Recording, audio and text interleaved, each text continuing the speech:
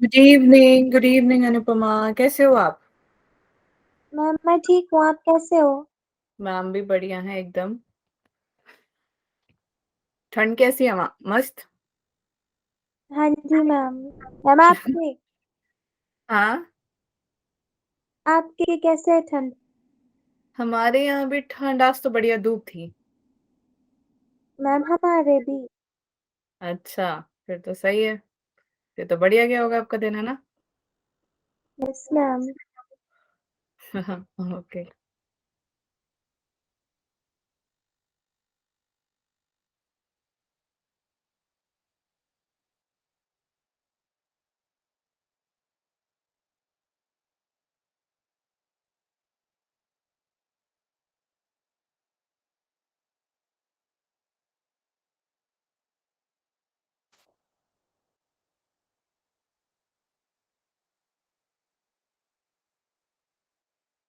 Good afternoon ma'am. Good evening ma'am. Good evening. Afternoon से evening हो गई बच्चे। कैसे हो सब? मैम बढ़िया, आप सुनाओ। मैम भी बढ़िया है एकदम मस्त। Good evening ma'am. Good evening, कैसे हो आप? मैम ठीक हूँ, आप कैसे हो? बस मैम भी बढ़िया है।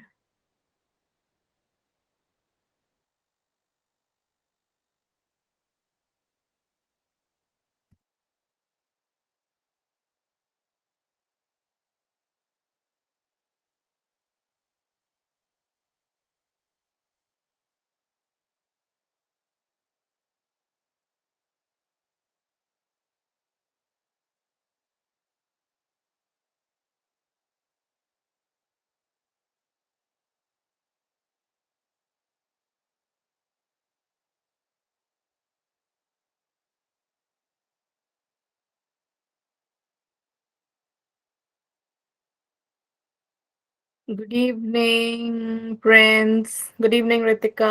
Good evening Meenakshi. Good evening Anuradha. Good evening Shalu. कैसे हो सब? ठीक है। ठीक है। Yes ma'am. बस एक ही ठीक है बाकी? Good evening ma'am. Good evening, good evening, कैसे हो आप? आप कैसे हो? मैम भी बढ़िया है।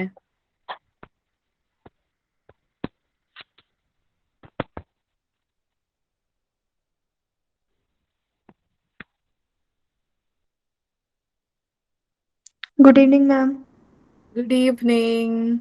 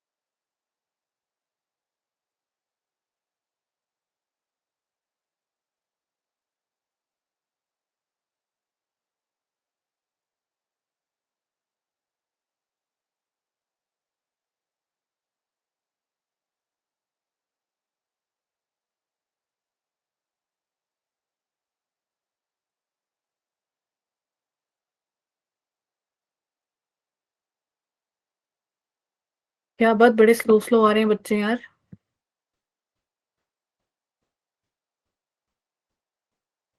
लिंक नहीं ओपन हो रहा, कईयों को दिक्कत आ रही है कि लिंक ओपन होने में।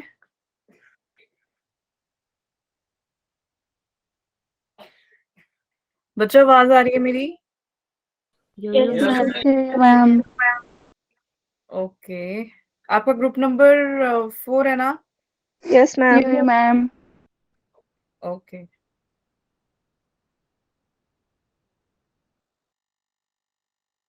Good evening ma'am. Good evening Meenakshi.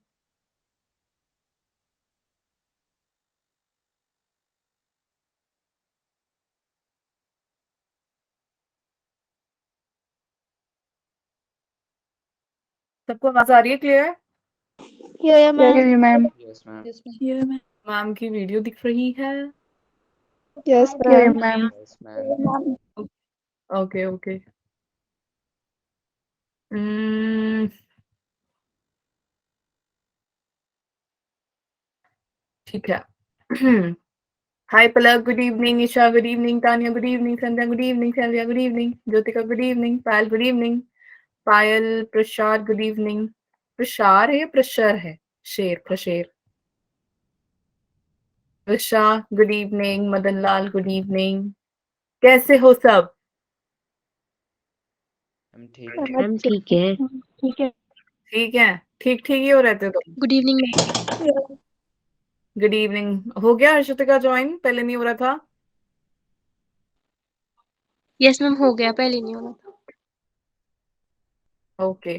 शायद आपके नेटवर्क पर का भी प्रॉब्लम है, क्योंकि आप बोल रहे हो वो भी नहीं सुन रहा है क्लियर पूरा ना। उसका भी हो सकता है, नेटवर्क का भी हो सकता है। कभी कभार अगर नेट आपने ज्यादा यूज कर लिया होता है, फिर दिक्कत होती है ज्वाइन होने में। अगर आप फोन से करो या फोन के नेट से करो, वाईफाई से तो कोई दिक्कत नहीं आती। ठीक है, ओके। हाय साक्षी, गुड इवनिंग। हेलो दीक्षा, गुड इवनिंग। कैसे हैं आप सब? कैसी रही छुट्टी तुम लोग की? मैम बहुत बढ़िया। Yes ma'am. क्या किया तुम लोग? मैम खाया पिया ऐश की। क्या बात है, यही तो चाहिए, है ना? ये नहीं चाहिए? ये मैम। बाकियों ने क्या किया? कुछ भी नहीं? 37 बच्चों ने क्या किया? 38 प्रेजेंट है यहाँ पे, एक नहीं मजे करे हैं। बाकी क्या करे थे तुम? मैम घूमने गए थे मैम। घूमने गए थे? कहाँ? बस्ती साइड गए थे, वहां मेला लगता है इसीलिए। अरे वाह, सही है यार। मेले में घूम कर आई हो, क्या बात है। बस? मैम मैं भी गई थी घूमने। मेले में? Yes ma'am. तुम फिर मिले नहीं? सुनिधि और मीनाक्षी को तो मिल जाना चाहिए, फोन कर लेते एक दूसरे को। कर मैम सकते मैं हो? बिलासपुर में रहती हूँ। अच्छा, आप बिलासपुर रहते हो? फिर तो बिलासपुर वालों के लिए तो बड़े मजे की बात होगी। कल तो वैसे भी धूप थी नहीं। Yes ma'am. यस। बस 3-4 गए थे बाकी। यार तुम बड़े शांत से बच्चे हो यार, सच में बहुत शांत हो गए। पहले तो बहुत मैम बोलते थे। स्कूल गए थे। स्कूल? अच्छा, फंक्शन होगा ना? Yes ma'am. अच्छा अच्छा, ओके ओके। बाकी बताओ यार, ऐसा जरूरी थोड़ी है कि सारा दिन पढ़ना ही है, 1 घंटा पूरा पढ़ थोड़ी पढ़ेंगे। पढ़ेंगे भी, ऐसा नहीं है पढ़ेंगे नहीं। बात भी कर सकते हो, सब मना नहीं कर रहा कोई तुमको बात करने को। किसी ने बोला है? No ma'am. मैम पूछ नहीं सकते आपने क्या किया? Yes ma'am. तो फिर बता दो। मैम ने भी मजे ही किए वैसे। कुछ नहीं किया मैम, घर पे ही थे। तो घर आप पे थे तो हाँ, आपने क्या किया मैम? मैंने मूवी देखी। मैंने फिर खाना खाया, बढ़िया। बाहर गए थे हम। मैम तो चंडीगढ़ रहते, तो चंडीगढ़ में ही घूम लिया। मैम कुछ नहीं, घर पर थे। स्कूल गए थे, घर पे ही थे। स्कूल गए थे, घर पे ही थे। ट्यूशन गए थे। और कौन सा ट्यूशन है? निष्पाल बच्चे। फंक्शन था स्कूल में, कुछ नहीं किया। पूरे दिन सिंचान देख रही थी। वाह। मैम कुछ नहीं किया मैम, प्रैक्टिकल के लिए मॉडल बनाया। क्या बात है। बताओ, आजादी वाले दिन भी तुम पढ़ाई कर रहे हो? इससे बड़े पढ़ाकू कैसे बच सकते थे? मेले घूमने गए थे, घर पे ही थे। केमिस्ट्री का यूनिट टेस्ट था कल। कल छुट्टी नहीं थी? कल कल तो छुट्टी थी मैम, उससे अगले दिन मतलब मंडे को। आज? गए मैम। कल ही तो छुट्टी थी। आज हुआ पेपर। गए मैम। अच्छा, पायल फंक्शन था स्कूल में, क्या बात है। सबके स्कूल में ऑलमोस्ट फंक्शन रहता ही है ना? तो तुम लोगों ने कुछ किया? परेड करी या गाना गाया? क्या किया? मैम परेड की। क्या बात है। एनसीसी में है कोई? एनएसएस या एनसीसी? सोनम, ऋतिक। गए मैम। क्या बात है। त्रिशा, सुनिधि, साक्षी, अरे वाह वाह वाह, क्या बात है। 9 10 11 12 बच्चे। 13 14 बच्चे। 15 16। अरे वाह यार, क्या बात है, क्या बात है। तो में से कोई ऐसा तो नहीं है कि एयरफोर्स वगैरह ज्वाइन करना चाहते हैं? Navy, air force, army? कोई है? हमारे स्कूल में तो साइंस वालों को अलाउड ही नहीं है। ओ ऐसा क्यों? इतना हमें पता भेदभाव क्यों करते हैं आपके साथ? ये तो मैम हमारे स्कूल में तो साइंस वालों को ऐसा बोलते हैं कि साइंस वालों को हंसना भी नहीं होता हमने। अच्छा ऐसा भी होता है। हमें यस भी मैम ऐसे हमारे वैसे ही बोलते हैं। बोलते हैं अलाउड। हंसना अलाउड नहीं है? ले तो तुम उन्हें हंस के दिखाया करो। मैम हम नहीं करते, शोर भी मचाते हैं, हम आर्ट्स वालों से ज्यादा, स्कूल में गालियां भी सुनते हैं हम, नहीं सबसे ज्यादा। यस अरे मैम उन्हें हमारे साथ भी। उन्हें ये लगता है ना कि मेडिकल वाले बच्चे पढ़ाकू बहुत है, या मैम ये मैम। इसीलिए। और पंगे भी नहीं लेते होंगे तुमसे? लेते हैं पंगे? हमारे स्कूल में नो तो आर्ट्स मैम। साइंस वालों की लड़ाई होती है। लड़ाई होती है मेडिकल्स को लेके, मेडिकल वाले बच्चों को लेके? या मैम। देखा, कहा ना तुम्हारा खौफ है उन्हें। देख रहे हो कितने मशहूर हो तुम। सही है, चलो ठीक है। फंक्शन देखने गए थे, फंक्शन था स्कूल में, क्या बात है, बहुत अच्छा फंक्शन था। ठीक है, बहुत बढ़िया, अच्छा लगा सुन के। चलो स्टार्ट करते हैं। तो मैंने आपको पहले ही बताया था कि डाइजेशन वाला चैप्टर हो गया खत्म, है ना? तो मैम ने उस दिन भी थोड़ा सा आपको मतलब बताया था रेस्पिरेशन क्या होता है ना, ब्रीदिंग क्या होता है, और कौन कहाँ कहाँ पे रेस्पिरेशन होता है। तो हम एक क्विक रिवीजन करेंगे। और एक सेकंड।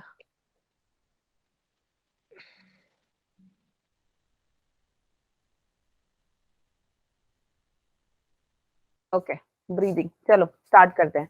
अब मेरे को, मैंने उस दिन बताया था, तो मुझे फटाफट से बताओ कि ब्रीदिंग क्या होता है। स्क्रीन दिख रही है ना सबको? Inhalation of oxygen and ये exhalation ma'am. of carbon dioxide. क्या बात है! ऑक्सीजन का इनहेल करना और कार्बन डाइऑक्साइड का, एक्सेल। Exhale. है ना? तो आप जो भी एयर, आपके आसपास एनवायरनमेंट में एयर है या नहीं? ये मैम। तो एयर आप, चलो साथ में करते हैं, जरा योगा करते हैं छोटा सा, है ना? करो। क्या किया आपने? इनहेल क्या किया? यस ये मैम। ऑक्सीजन। अब उसी को एक्सेल कर दो। एक्सेल का तो साउंड नहीं आएगा, ठीक है? तो दैट विल बी CO2।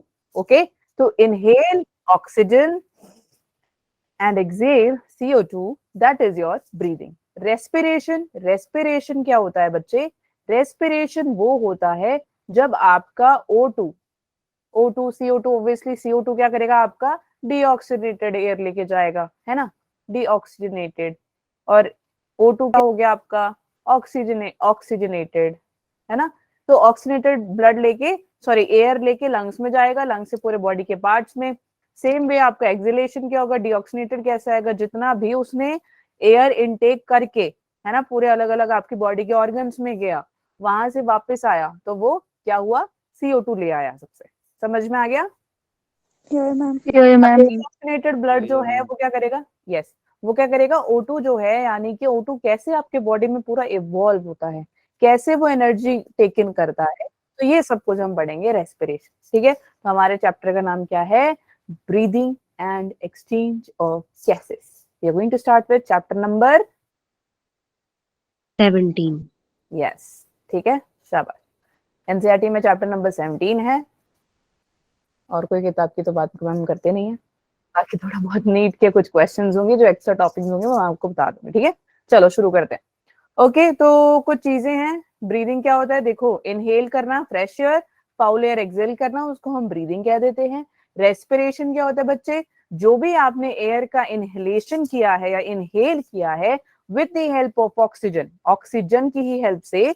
अब जैसे फॉर एग्जाम्पल, आप ऑक्सीजन के अलावा आप कोई भी एयर को इनहेल कर लो, है ना? क्या होगा? आप खांसना शुरू करते हो या नहीं करते? कॉफिंग करते हो नहीं करते हो? यस ये मैम। मैम। नहीं होता? पक्का देख लो, कुछ ऐसा तो नहीं है कि कहीं कहीं होते हैं चक्कर खा के गिर जाता है स्मेल से। कोई होता है ज्यादा स्मेल होती है, हम अपना नाक ही बंद कर लेते हैं ताकि वो स्मेल हमारे अंदर ना जाए, और वो स्मेल हमसे बर्दाश्त भी नहीं होती, होती है नहीं होती, ये मैम। है ना?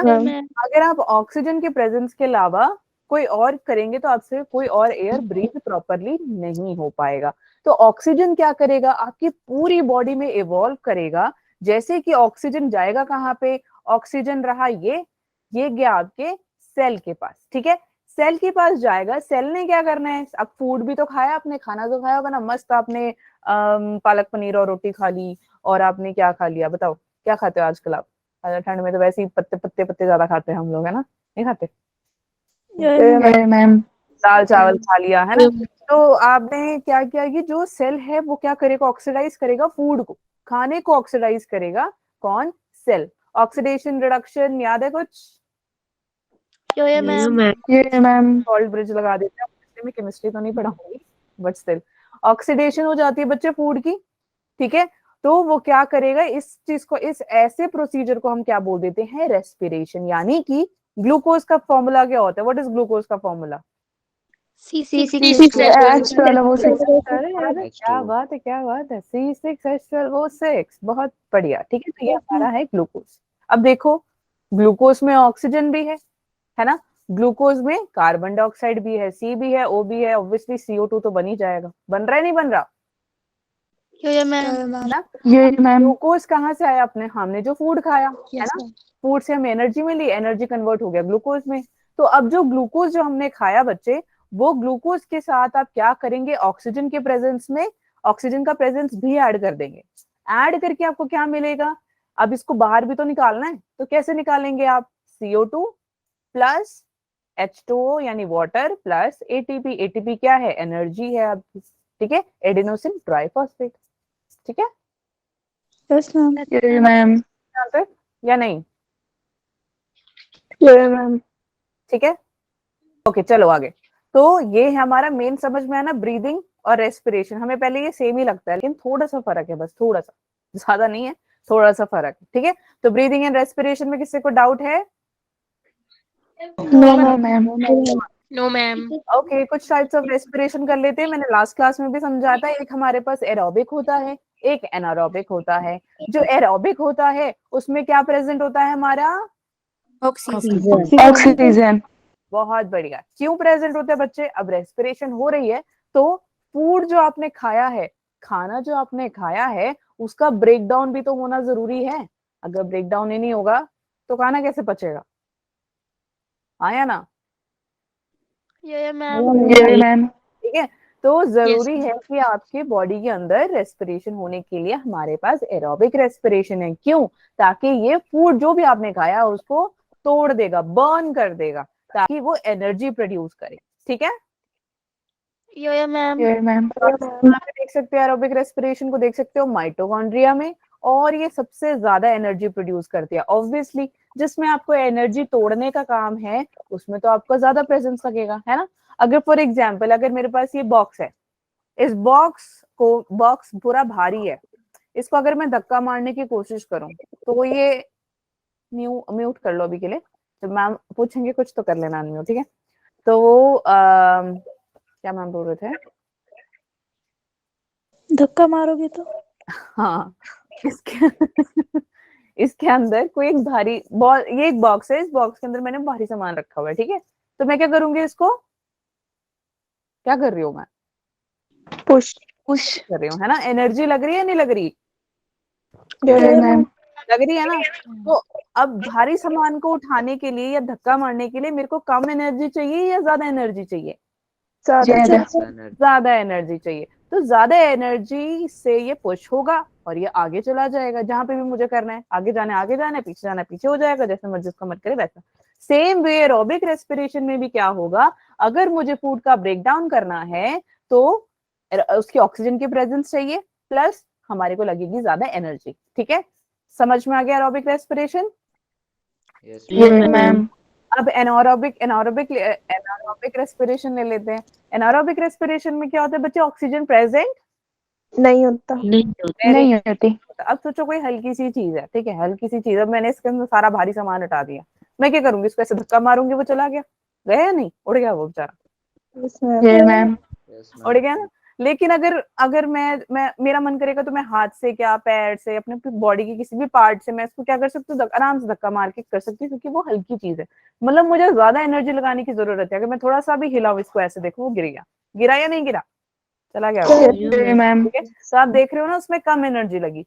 तो जिसमें कम एनर्जी लगती है, जिसमें ऑक्सीजन की प्रेजेंस नहीं होती है, इसको हम कह देते हैं एनारोबिक रेस्पिरेशन। समझ में आ गया?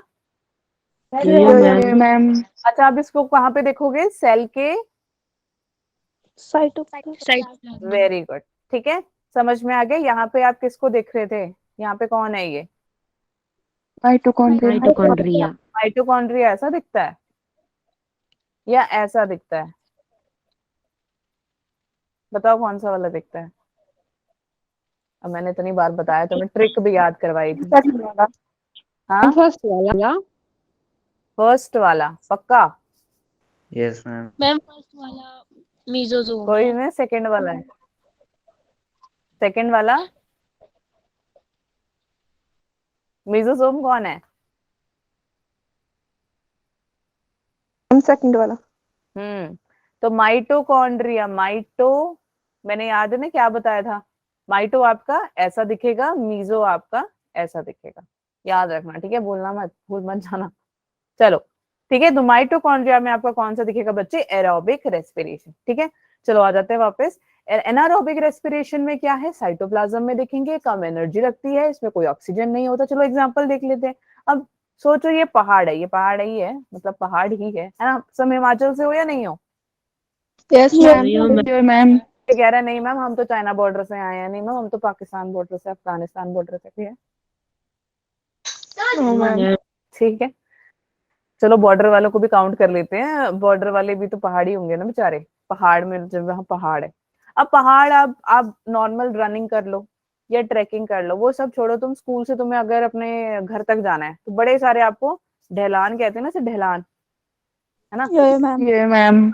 नीचे जाने में तो एनर्जी नहीं लगती, वहां तो तुम दौड़ के चले जाते हो। लेकिन जब ऊपर को चढ़ाई चढ़ती है तो तुम करते हो, फूलती है ना सांस, ऐसे सांसें आती है। ये मैम। तो उस टाइम क्या होता है, आपके जो मसल्स होते हैं, यानी हाथ पैर के मसल्स नहीं, आपके जो चेस्ट के मसल्स होते हैं, वो थक जाते हैं। क्यों? क्योंकि जो ऑक्सीजन है वहां पे उसकी कमी हो जाती है। किसकी कमी हो जाती है? ऑक्सीजन की कमी। ठीक है, क्यों?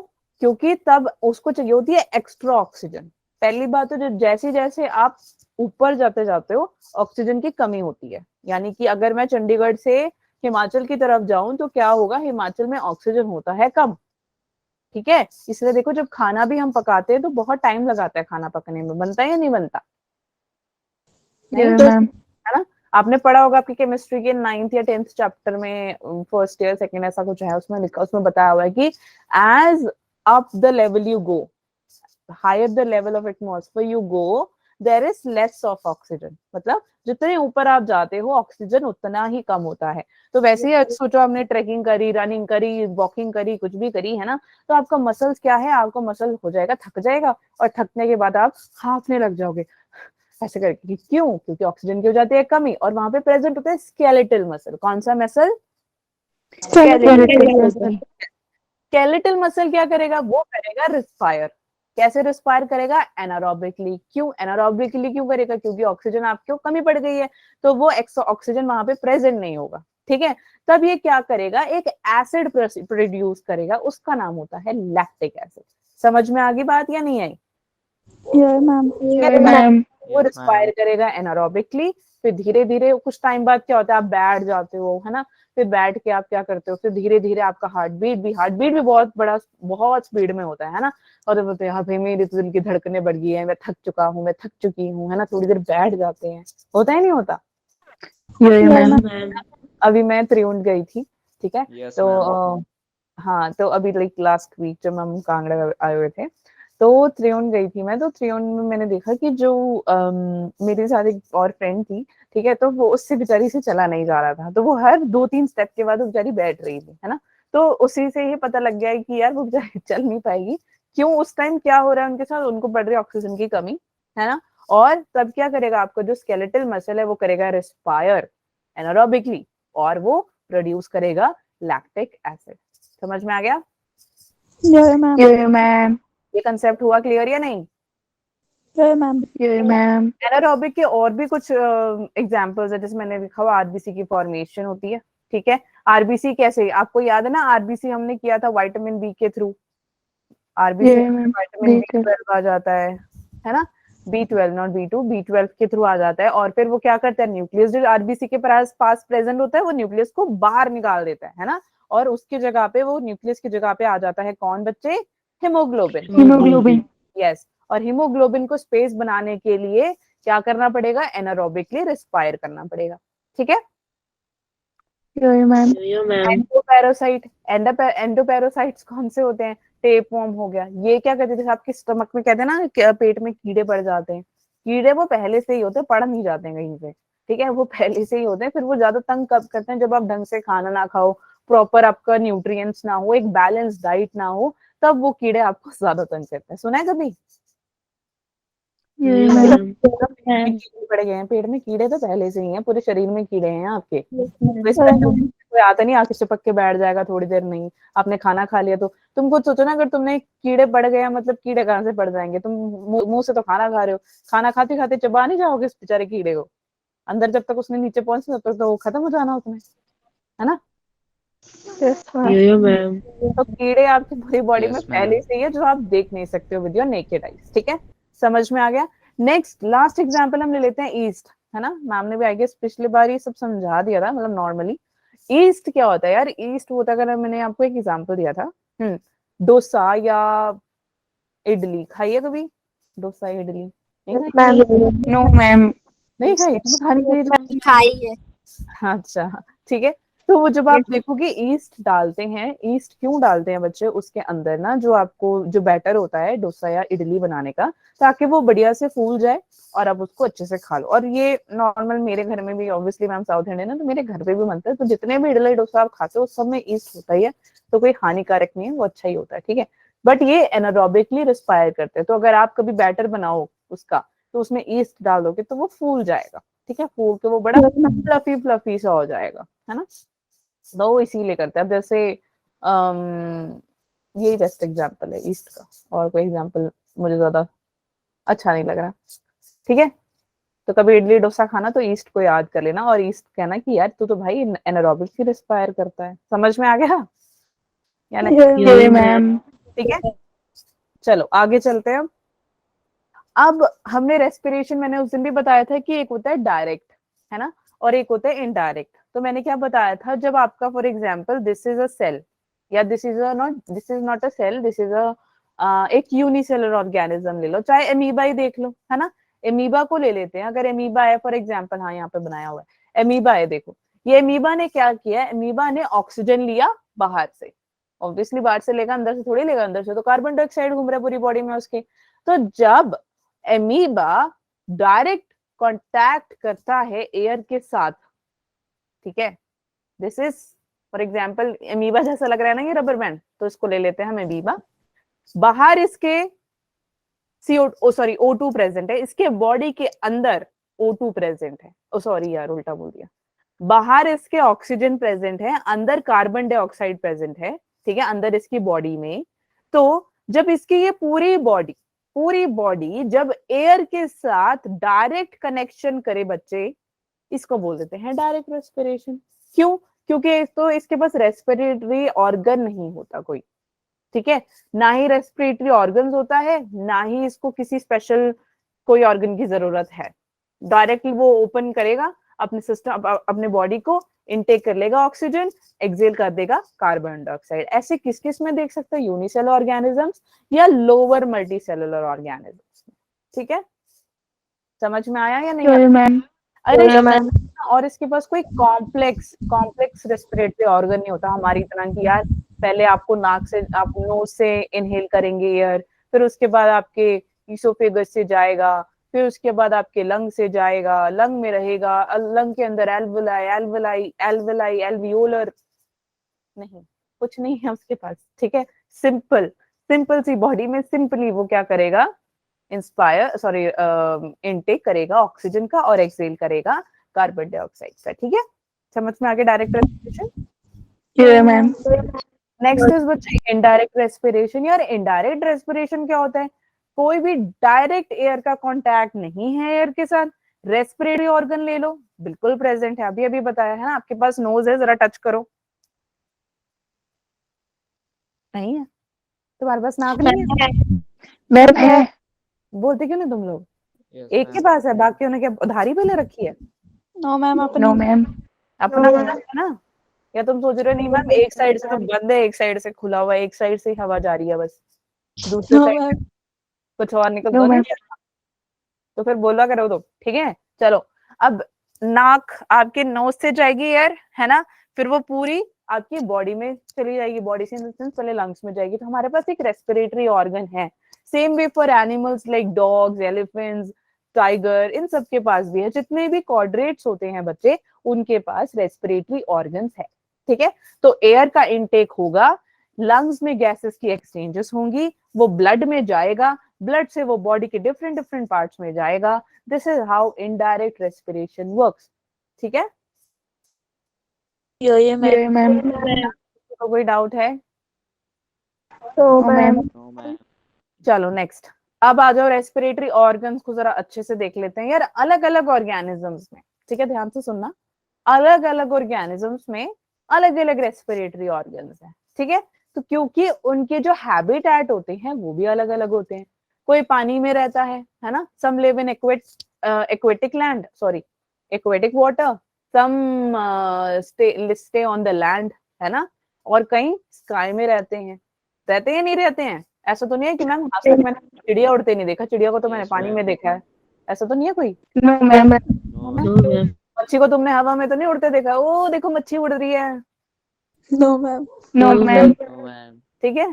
तो जितने भी ऑर्गेनिजम्स होते हैं बच्चे, उसके रेस्पिरेटरी ऑर्गन्स होते हैं अलग अलग, और उनके हैबिटेट भी अलग है, ऑब्वियसली वो अलग खाना खाएंगे, है ना। तो उनके जो लेवल ऑफ ऑर्गेनाइजेशन है, उनकी बॉडी की कॉम्प्लेक्सिटी के ऊपर डिपेंड करता है, और उनका हैबिटेट किसके ऊपर डिपेंड करता है कि वो ऑर्गेनिज्म रहता की तरह। पानी में रहता है तो वो क्या खाता पीता होगा, अलग खाता पीता होगा, ठीक है। अगर वो लैंड में रहता है तो वो क्या खाता पीता होगा, अलग खाता पीता होगा। समझ में आया? अब कुछ एनिमल्स होते हैं जो लैंड में भी रहते हैं, वाटर में भी रहते हैं। अब कुछ एनिमल्स है जो स्काई में भी रहते हैं, लैंड में भी रहते हैं। अब कुछ है जो लैंड में रहते हैं और जो जो स्काई में रहते हैं और जो वाटर में भी रहते हैं, ठीक है। तो अलग अलग टाइप के ऑर्गेनिजम्स आप अपने एनवायरनमेंट में देख सकते हैं। ऑब्वियसली सारा तो नहीं पढ़ेंगे, कुछ पढ़ेंगे जो सिंपल डिफ्यूजन करता है पूरी अपनी एंटायर बॉडी सरफेस को लेके। उसमें से कुछ एग्जांपल्स लिए मैम ने, वो है सिलेंट्रेट्स, ठीक है, नाइडेरियंस में देख सकते हो आप, ठीक है। कौन सा है इसमें से नाइडेरियन? ये या ये तो पता ही है, चलो लिखा होगा। ये और ये बताओ कौन सा है, 1 या 2? येलो वाला। अच्छा येलो वाला पॉरीफेरेंस है वो, येलो वाली। स्पॉन्जेस की तरह नहीं लग रहा है ये, ऐसा सा दिखता है, देखो दिख रहा है ना, ऐसा ऐसा ही कुछ दिख रहा है ये। तो बच्चे ये स्पॉन्ज, ठीक है, स्पॉन्जेस यानी पॉरीफेरेंस है, ये भी सिंपल डिफ्यूजन करते हैं अपनी पूरी बॉडी से। सीलेंट्रेट्स यानी जो नाइडेरिया, ये नाइडेरिया थोड़ा जेली जैसा दिख रहा है, ठीक है। तो मैंने यहाँ पे आपको प्लेनेरिया बना दिया है, प्लेनेरिया बड़ा इजी सा था, तो मैं एक बार समझा दूं कि ये कैसे अपना बॉडी के थ्रू ऑक्सीजन कैसे इनटेक करते हैं, आउटटेक करते हैं। तो अपने बॉडी के किसी भी एरिया से ये क्या कर लेंगे बच्चे, इनटेक कर लेंगे ऑक्सीजन का, एक्सेल कर देंगे कार्बन डाइऑक्साइड को, ठीक है। इनको हम प्लेटफॉर्म्स भी कह देते हैं, प्लेटीहेलमिन्थस कह देते हैं। ये याद है तुम्हें अपना एनिमल किंगडम? हाँ, कुछ देखो कहाँ से वहां की चीज में हमने थोड़ी सी यहाँ डाल दी, मिक्स मत कर देना सब, ठीक है। चलो ये देखो इधर आओ, मैम ने थोड़ा बड़ा बना दिया ये आपको दिख रहा होगा, है ना, जो जेली टाइप सा दिख रहा है, ये कौन है आपका? सिलेंट्रेट। हाँ, सीलेंट्रेट्स हैं आपके, ठीक है। ये हैं आपके स्पॉन्जेस, और ये कौन है? प्लेनेरिया, ठीक है। कुछ नहीं है, इसने कैसे इनटेक करना है, बस यहाँ से ऑक्सीजन ले लिया, यहाँ से CO2 निकाल दिया नॉर्मली, ठीक है। इसके अगेन सेम, यहाँ से ले लिया या यहाँ से कर लिया, ऑक्सीजन का इनटेक एंड कार्बन डाइऑक्साइड का आउटटेक, मतलब एक्सेल। सेम प्लेनेरिया में भी बच्चे ऐसे होगा, oxygen intake, carbon dioxide excelled, okay. Ma'am. समझे क्या बच्चों? Yes, ma'am. Okay good. चलो नेक्स्ट है यार, अरे हाँ रुको, हाँ, तो coelenterate, poriferans and platforms is done. Next is earthworm. ये आ जाते हैं यार एनालिड्स में। इनके पास होता है क्यूटिकल प्रेजेंट, इसके पास क्यूटिकल प्रेजेंट होने की वजह से, अब कैसा क्यूटिकल प्रेजेंट है? मॉइस्ट, है ना, गिल्ली गिल्ली सी, ठीक है। तो आपने स्नेल देखी है कभी, चिपचिपी सी होती है वो, देखिए कभी स्नेल, यस मैम। कभी कईयों ये को, मैम मेरी एक फ्रेंड है उसको बड़ा अच्छा लगता है स्नेल, मैंने कहा यार कितना गंदा लगता है, कईयों को तो मेरे को बहुत गंदी लगती है। हाँ उसका वो चिप चिप सा एक ना गंदा गंदा लगता है, मुझे तो भी पता होता है। हाँ, ठीक है। तो उसका मॉइस्ट क्यूटिकल होता है, ठीक है। ऐसे रेस्पिरेशन को हम बोल देते हैं क्यूटेनियस, क्यों? क्योंकि वो अपनी रेस्पिरेशन क्यूटिकल्स के थ्रू कर रही है, ठीक है।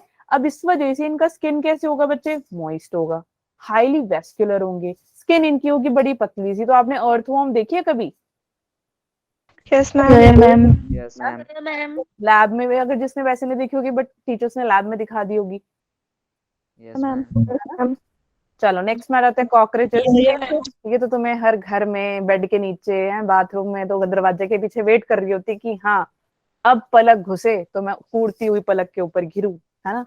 हर्षिता घुसे तो मैं फटाफट से उसके कपड़ों पे आके चिपक जाऊं, है ना। होता नहीं होता? यस मैम यस मैम नहीं होता? तुम्हारे साथ कभी नहीं हुआ कॉकरोच आके बैठा, तो तुम्हें ऐसा नहीं लगता सारे कोई देख रहा हो? यस मैम तो बस देखो कॉकरोच ऐसे होते हैं शरारती से, ठीक है। तो ये इंसेक्ट्स में आ जाते हैं, इनके पास होते हैं बच्चे ट्रैकियल ट्यूब्स। क्या प्रेजेंट होते हैं? ट्रैकियल के होते हैं स्पाइरल्स, इसके थ्रू ये लोग रेस्पायर करते हैं, जो कि tracheal tubes leads to trachea and फिर आ जाते हैं आपके ट्रैक्यूल्स। जैसे एक ह्यूमन बॉडी में एल्वियोलर्स एल्वियोलाई होता है, वैसे इंसेक्ट में भी एक ट्रैकियल ट्यूब्स होते हैं, ऐसे ट्यूब जैसा प्रेजेंट होता है, उसके थ्रू क्या है ऑक्सीजन का इनटेक एंड आउटटेक होगा और ये लीड करेगा टू द ट्रैकिया, ट्रैकिया से ट्रैकियल, ठीक है। Ma'am next is aquatic animals. अरे तुमने मछली तो देखी होगी तैरती हुई हवा में, ये मैम नो मैम पानी में हवा में देखी तुमने? पानी में नो मैम मैम पानी में देखिए। हाँ कहाँ गए हो तुम पानी में देखने, बताओ? मैम मेरे घर के पास एक खड्डा वहां पे है। अरे वाह क्या बात है ना। हमारे घर के पास ही है। वाह नाइस, ठीक हमारी है। भी है मैम वाह सारे बड़े अच्छी जगह रहते हो यार, फिर तो मुझे आना चाहिए। नहीं यस मैम जाते हैं हम मैम संडे को। सही है, बहुत बढ़िया, ठीक है। तो एक्वेटिक एनिमल्स जो है वो कैसे रेस्पायर करते हैं बच्चे? अब देखो इसके पास क्या है, टेल। टेल किस लिए होता है? मैं मूव करने की। मूवमेंट के लिए। और इसके पास गिल्स। गिल्स होते हैं, गिल्स एक्चुअली मूवमेंट करते हैं, फिन भी हेल्प करता है, बट फिन्स आपको फॉरवर्ड मूव करने में हेल्प करता है, ठीक है। तो ये सब पता होना चाहिए। गिल्स जो है, गिल्स से वो रिस्पायर करते हैं, ठीक है, इसीलिए हम इनको बोल देते हैं ब्रैंकियल रेस्पिरेशन।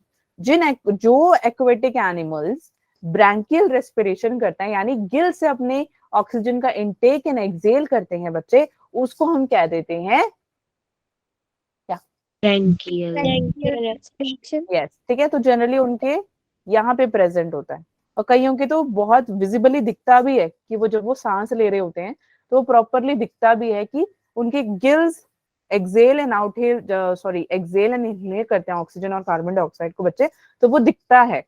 पता नहीं आपने कभी देखा होगा, तो कुछ फिशेस में दिखता है, सब में तो नहीं दिखता, कुछ फिशेस में दिखता है, ठीक है। मैम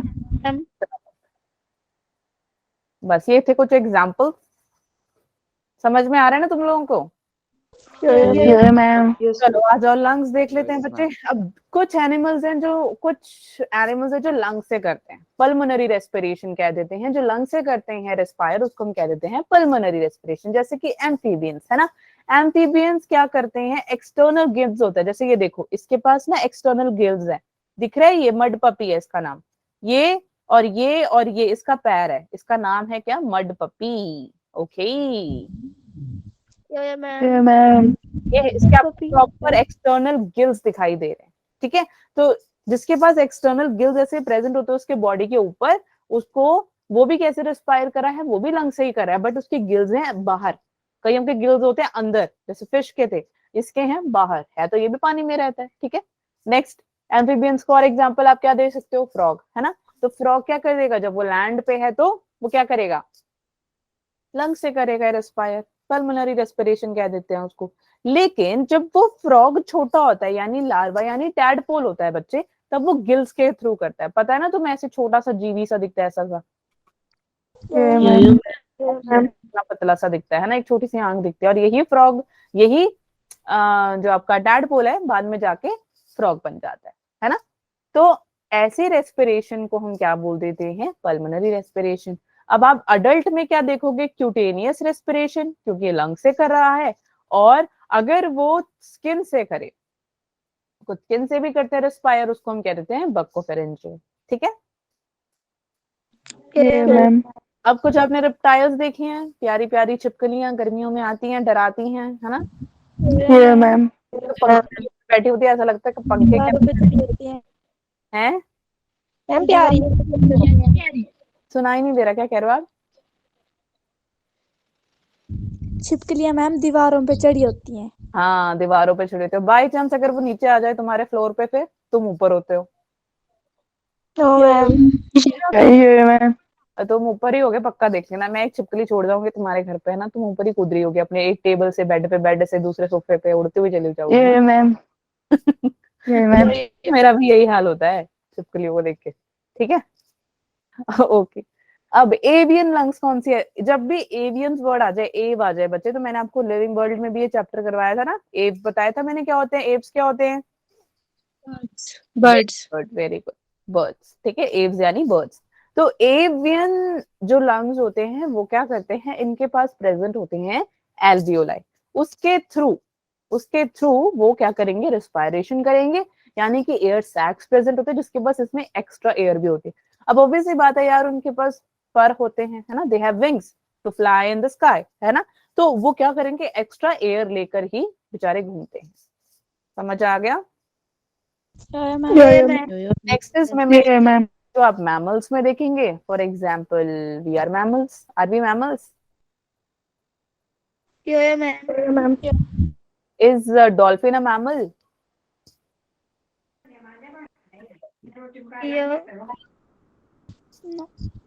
नो, मैम के इशारों पे देख रहे हो, इट इज अ मैमल।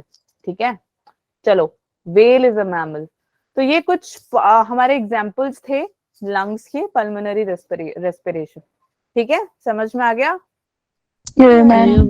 लिख लिया तुम लोगों ने या नहीं? Yes ma'am. क्या बात है, चलो शाबाश।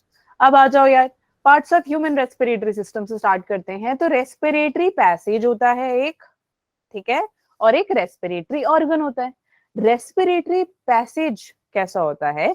रेस्पिरेटरी पैसेज वो होता है जिस पैसेज के थ्रू आप रेस्पिरेशन कर सकते हो। ठीक है, जिसको मैम आगे समझाएंगे, उससे पहले रेस्पिरेटरी ऑर्गन समझ लेते हैं। रेस्पिरेटरी ऑर्गन्स कौन से होते हैं? जिसमें लंग्स प्रेजेंट है। देखो लंग्स है या नहीं है आपके पास, एक पेयर ऑफ लंग्स है, जरा टच करके देखो है या नहीं। तुमने टच भी किया है? हमें यो करते रहते हो। किया मैम। किया। Present in thoracic cavity. अब देखो कि अगर मैं बात करूं थोरैसिक कैविटी की, ये है आपका डायफ्राम। जैसे ही आपका लंग्स खत्म होता है, लंग्स खत्म होते ही बेटा नीचे आप देखोगे कि एक डायफ्राम प्रेजेंट है, जिसको आप टच करने पे आपको नहीं दिखेगा, बट आप फील कर सकते हो। कैसे? इनहेल करो एयर को, तो आपका डायफ्राम अभी अंदर को क्या हो गया, कॉन्ट्रैक्ट हो गया। जब आप इसे एक्सेल कर देंगे एयर को, तो वो भी रिलैक्स कर जाएगा, तो तब हमें पता लगता है कि वो है डायफ्राम। ठीक है, समझ में आ गया इतना पार्ट?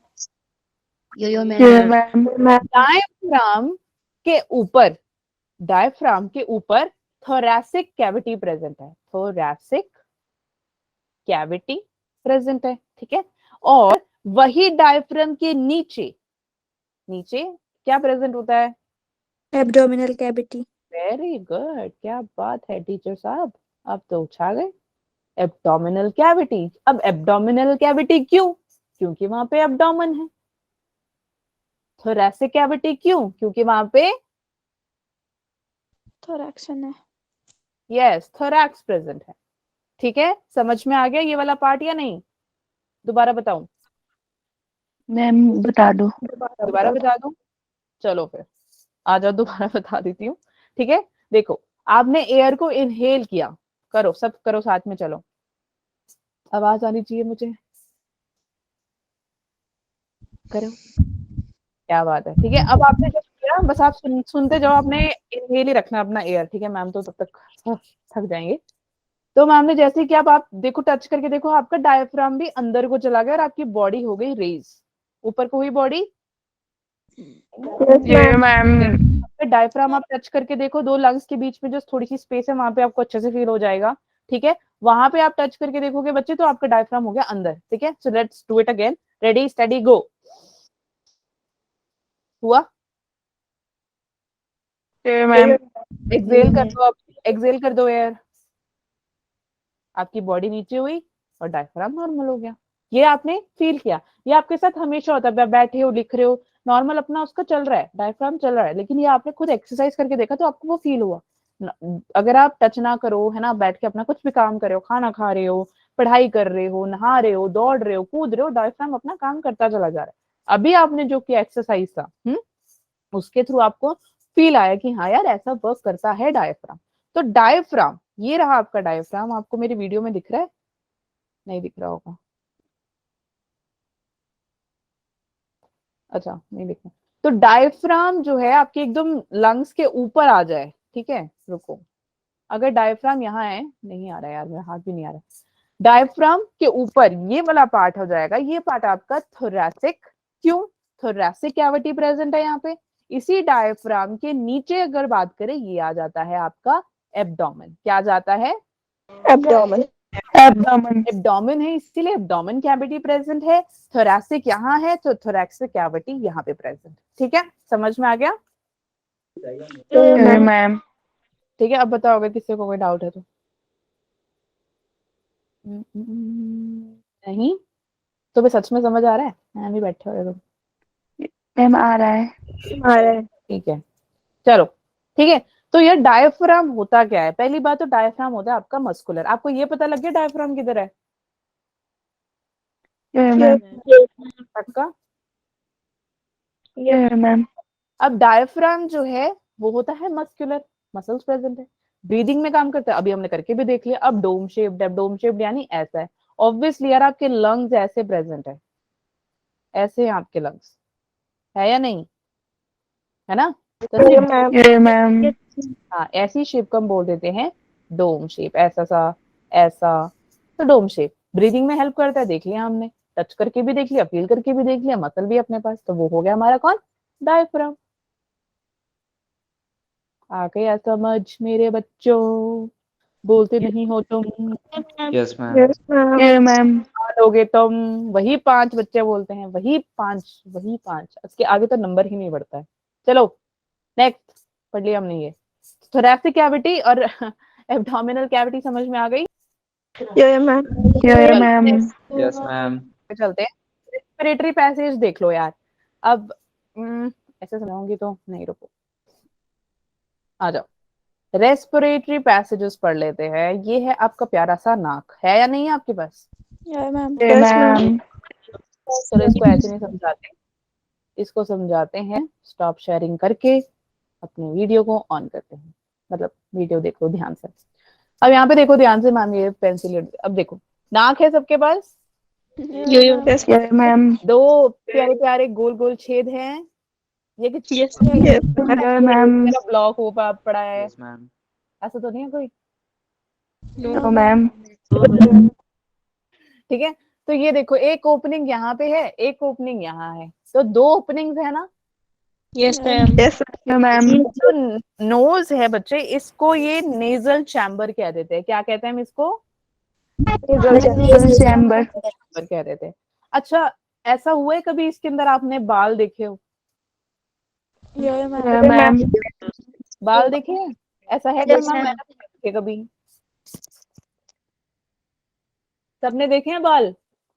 ये मैम अब बैठ के तोड़ने का काम तो नहीं करते यार, ये तो एक्स्ट्रा बाल आ गए, यहाँ तो बाल नहीं आते हैं। मैम मत करना है ऐसे।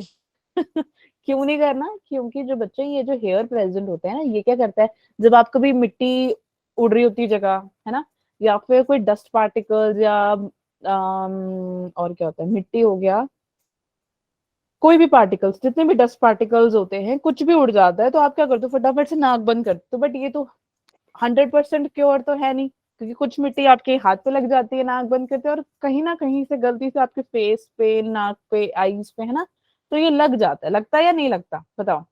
Yes,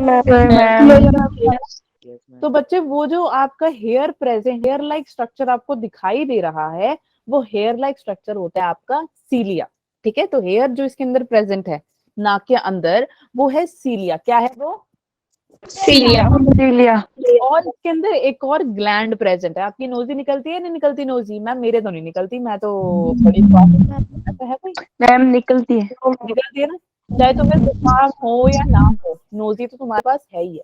ठीक है, तो वो कैसे होगी? म्यूकस ग्लैंड से निकलती है म्यूकस। ठीक है, क्या निकलती है? म्यूकस ग्लैंड से निकलती है।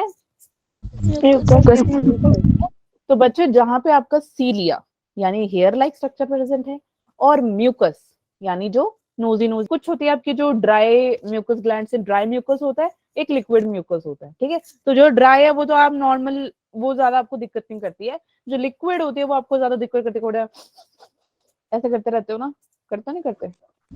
मैम Yes, की हवा ma'am. चलती है ना, उससे आपको ऐसे ऐसे करते रहते हो, फिर आपको जुकाम हो जाता है, कॉमन कोल्ड हो जाता है। तो इन सब चीजों से क्या होता है कि वो आपको दिक्कत करती है। मतलब आपको इस टाइम कौन होता है? म्यूकस ग्लैंड म्यूकस सिक्रीट करता है लिक्विड म्यूकस। ठीक है, तो अब ये जो सीलिया मैम इतनी देर से सीलिया सीलिया कर रहे हैं है ना, म्यूकस बोल रहे हैं म्यूकस ग्लैंड बोल रहे हैं, ये एक इसका रीजन है।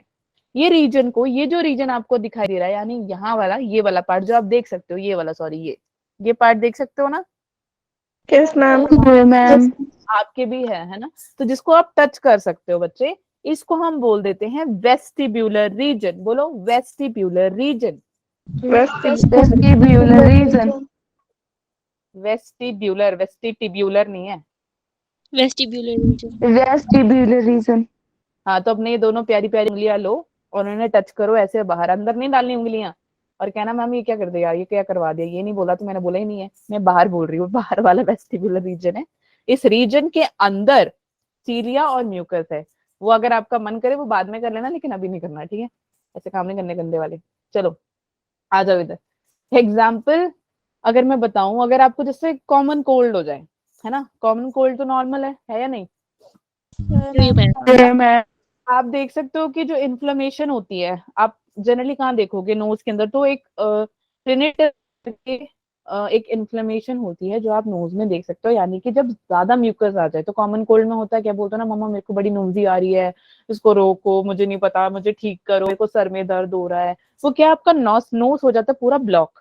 ब्लॉक होने की वजह से आपसे प्रॉपर एयर नहीं लिया जाता है ना, और प्रॉपर एयर एक्सेल भी नहीं हो रहा। कभी कभार ऐसा कभी पता नहीं अगर आपने नोट किया हो तो एक ही आपका जो नेजल चैम्बर का एक नेजल आपका बंद हो जाता है और एक ओपन रहता है। कभी नोट किया Yes, है ना? ma'am. तो वो क्या होता है आपका नोज हो जाता है ब्लॉक। ठीक है, क्योंकि म्यूकस म्यूकस ग्लैंड जो है वो म्यूकस सिक्रीट करना रोक देता है, बंद कॉमन कर कोल्ड हो देती है. जाती है। हाँ इसीलिए। ठीक है, अब इसका अगर आप देखोगे जितने भी अब जो वेस्टिबुलर रीजन का काम क्या है, जितने भी गंदा एयर होगा डस्ट पार्टिकल्स होंगे वो क्या करेगा? ये ट्रैप कर लेगा। कौन? नाक के जो ये सीलिया है ना, हेयर लाइक चीज जो है बच्चे वो ट्रैप कर लेगा। और जो म्यूकस है वो फिर जब एक बार वो ट्रैप कर लेता है फिर वो म्यूकस सेक्रीट आउट कर देगा जितना भी आपका मतलब जितना भी आपका गंदा मटेरियल होगा। ठीक है, समझ में आ गया? मैम। अब इसी वेस्टिबुलर रीजन के ऊपर इस वेस्टिबुलर ये पूरा वेस्टिबुलर है जहां पे आपका ये नाक है ना, ये ओपनिंग्स है, ये आप इसको वेस्टिबुलर कह सकते हैं। इसके ऊपर एक चीज प्रेजेंट है उसको हम क्या देते हैं? Respiratory reason. कौन सा रीजन? Respiratory reason. हाँ, तो ये आ जाता है आपका रेस्पिरेटरी रीजन। करो टच बोलो और respiratory reason. Respiratory respiratory reason. Region. अगर आपने कभी नोट किया हो है ना, जरा करके देखो अपना ऐसे थंब लो है ना, और सॉरी क्या से पाम, ठीक है नॉट थंब, पाम लो और उस पे ना ऐसे करो जरा, मतलब ट्राई करो ऐसे, मतलब एक्सेल करो अपना एयर, कार्बन डाइऑक्साइड, ज्यादा जोर से मत करना ठीक है। करो जरा, आप देखो फील आपको कैसी एयर फील हो रही है? वार्म है ना, वार्म। और अगर यस आप मैम। बोलेंगे तो एयर मॉइस्ट भी होती है ना, थोड़े बहुत लिक्विड्स प्रेजेंट वो आ ही जाते हैं ऑब्वियसली, क्योंकि आपका पूरा बॉडी क्या है? लिक्विड से ही भरा हुआ है, सबसे ज्यादा वाटरी बॉडी आपकी है ना। तो जब आपका हाँ क्या ओके वेस्टिबुलर रीजन के ऊपर रेस्पिरेटरी रीजन है। रेस्पिरेटरी रीजन से भी आपने जो एक्सरसाइज किया, यानी आपने कार्बन डाइऑक्साइड का एक्सेल आउट किया तो आपको लगा गरम गरम हवा, है ना। इनहेल भी करोगे ज्यादा पता नहीं लगता, और अगर आप बुखार है तो आपको गर्म हवा का ज्यादा पता लगता है कि बॉडी एकदम ज्यादा गर्म हो जाती है ना। तो आपकी ये जो लेयर्स है बच्चे 3 में डिवाइडेड है। पहला है सुपीरियर, सबसे ऊपर है सुपीरियर, फिर आ जाता है मिडल क्योंकि वो लेयर है मिडल रीजन, फिर है इंफीरियर। सुपीरियर, मिडल, इंफीरियर, बोलो मेरे साथ। सुपीरियर, मिड और inferior। इंफीरियर। ठीक है, तो ये तीनों ही जो है, ये तीनों बोन्स रेस्पिरेटरी रीजन में प्रेजेंट है। ये तीनों का काम क्या है? तीनों का ही काम क्या करता है बच्चे? ये सरफेस एरिया को इंक्रीज करने का काम करता है। लेकिन ये ना एक के ऊपर एक नहीं है, ये क्रिस क्रॉस प्रेजेंट है, 1 2 3 ऐसे। समझ में आ गया? क्रिस क्रॉस यानी ऐसे टेढ़ा मेढ़ा करके, ठीक है। समझ में आ गया क्या नहीं? मैम। किसी को कोई डाउट है? No ma'am. No ma'am. No ma'am. ठीक है, रुक जाओ। ठीक है, इसके ऊपर अब एक और फैक्ट्री प्रेजेंट है। फैक्ट्री तो अब मैंने बोल दिया, तुम्हें पता लग गया होगा। एक और एपिथेलियम प्रेजेंट है। मेरे दिमाग में ना, मतलब क्या शातिर टीचू मैं, मतलब सोचती हूँ कि मैं अच्छे से सवाल पूछूं लेकिन पूछ नहीं पाती हूँ। कोई नहीं, चलो माफ करती हूँ मैं अपने आप को। तो ये इसके ऊपर रेस्पिरेटरी रीजन के ऊपर एक और रीजन प्रेजेंट है बच्चे। वो कौन सा रीजन है बताओ? कोई बता सकता है? किसी को पता है? नहीं पता? जो स्मेल करने में हेल्प करता है। यस, स्मेल करने में हेल्प करता है। वो कौन होता है? आप प्यारी प्यारी मैगी दूर बन रही होगी, है ना, तुम्हें ऐसा लग रहा होगा ये पास में बन रही है ना। कभी कभार कहते हैं ना कि यार नाक तो बड़ी तेज है तेरी, तेरे को वहां की स्मेल भी पहुंच गई। नहीं बोलते? हम बोलते हैं। हाँ, है ना।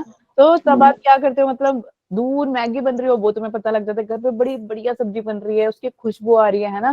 केमिकल की खुशबू आती है, गंदी खुशबू आती है, मतलब गंदी बदबू आती है। तो सब क्या कर रहा है? ये आपका ऑल फैक्ट्री। कौन? All all factory. All factory epithelium. All factory epithelium क्या करेगा? स्मेल करने में हेल्प करता है। यानी कि जितने भी रिसेप्टर्स प्रेजेंट होंगे वो क्या करेगा? अब इसके अंदर रिसेप्टर्स प्रेजेंट होते हैं, वो रिसेप्टर इनको लेकर ब्रेन तक पहुंच जाता है। ब्रेन फटाफट से बताता है, ओ इट्स मैगी की खुशबू, ओ इट्स पनीर पकौड़े की खुशबू, ओ इट्स और क्या जो तुम्हारा मन करे उसकी खुशबू। ठीक है, समझ में आ गया? मैम। मैम। यहाँ तक किसी को कोई डाउट है? No ma'am. No ma'am. देख लें एक बार, कहाँ गया यार मेरा? ठीक है, स्क्रीन दिख रहा है सबको? मैम। मैम। ये आपकी नोज है, Yes, ठीक है। ma'am. ये जो मैंने बनाया है ये आपका नेजल ओपनिंग या नेजल चैम्बर, ठीक है। इसके ऊपर यानी यहाँ पे ये जो एरिया है, यहाँ पे आपका म्यूकस ग्लैंड प्लस कौन था वो हेयर लाइक स्ट्रक्चर? सीलिया। इलिया। Cilia. जाएगा आपका वेस्टिबुलर रीजन में, ठीक है। अब इसी के ऊपर मैम। बच्चे लेयर क्रिस क्रॉस की तरह प्रेजेंट है। Superior, middle, inferior. Inferior. Inferior. Yes, ठीक है। रेस्पिरेटरी रीजन आ गया, और इसके ऊपर कौन था? All factory epithelium. Very All good. factory और epithelium. फैक्ट्री एपिथेलियम क्या करेगा? स्मेल स्मेल करने में। Well, स्मेल करने में। बस, बहुत बढ़िया, क्या बात है। ठीक है, अब ये तीनों ग्लैंड्स करते क्या है? ये तीनों क्या करते हैं? क्या करते हैं बताओ? सुपीरियर, मिडल और इंफीरियर रेस्पिरेटरी रीजन्स, ये तीनों बोन्स है। ये तीनों क्या करेंगे? सरफेस एरिया को इंक्रीज करने का काम करते हैं, तीनों ही बोन्स, ठीक है। क्रिस क्रॉस प्रेजेंट है, याद रखना। तो देख रहे हो ना, एक्सटर्नल नॉस्ट्रल्स या नेयर्स कह देते हैं इसको, ठीक है। इसके थ्रू आपका एयर जाएगा अंदर, या डस्ट पार्टिकल जाने की कोशिश करेगा तो सीलिया रोक देगा। म्यूकस ग्लैंड म्यूकस सेक्रेट करेगा, ठीक है। जो भी आपका लिक्विड या ड्राई म्यूकस, जो भी according to the body temperature that you have, उसके ऊपर ये तीन आपके नेजल कॉन्चे, यानी आप इसको बोल देते हो क्या? Respiratory reason. Superior, middle, inferior bones present है, ठीक है। सरफेस एरिया इंक्रीज करने का काम करते हैं। ये क्रिस क्रॉस तरीके से प्रेजेंट, यानी ऐसे ऐसे ऐसे, ठीक है, ताकि ये पास हो जाए आराम से, ठीक है। देखो ना, हड्डी है या नहीं है आपके पास? ये वाली साइड में वेस्टिबुलर रीजन को टच करो, जरा वेस्टिबुलर रीजन को टच करो, वहां पे हड्डी दिख रही है, फीलिंग आ रही है हड्डी है? No. Yes, ma'am. Yes, ma'am. मैं मारूंगी खींच के, किसने बोला यस मैम? No, ma'am. हाँ नहीं ठीक है, इसके ऊपर देखो, वहां पे आपको फील हो रहा होगा, फील हो रही है थोड़ी थोड़ी हड्डियां, Yeah, मैम। वो है आपका रेस्पिरेटरी, और इसमें आपको बोन्स दिखाई देंगी, ठीक है? एक साइड यहाँ से देखोगे, यहाँ से देखोगे और यहाँ से देखोगे, तीनों साइड से, ठीक है? सुपीरियर, मिडल, इंफीरियर, ये क्या करेंगे? क्रिस क्रॉस प्रेजेंट है, ये सरफेस एरिया इंक्रीज करने का काम करेंगे। और इसके ऊपर ऑल्फैक्टरी एपिथेलियम मेजर प्रेजेंट है, जो कि आपके ब्रेन के साथ कनेक्टेड है। कोई भी स्मेल आए इसको, उसको ये इनहेल करके बता देगा फटाफट से ब्रेन को, और तुम्हें पता लग जाएगा, ओ माय गॉड आज घर पे पालक पनीर बना है, ओ माय गॉड आज आलू के परांठे बने हैं। समझ में आ गया? Yeah, ma'am. Yeah, ma'am. ठीक है, Yeah, ma'am. यही है, दैट्स ऑल। तो ये था कुछ आपका introduction part for breathing and exchange of gases का थोड़ा सा इंट्रोडक्शन, बाकी का करेंगे हम कल। यहाँ तक अगर किसी को कोई डाउट है तो बताओ, वरना दौड़ जाओ।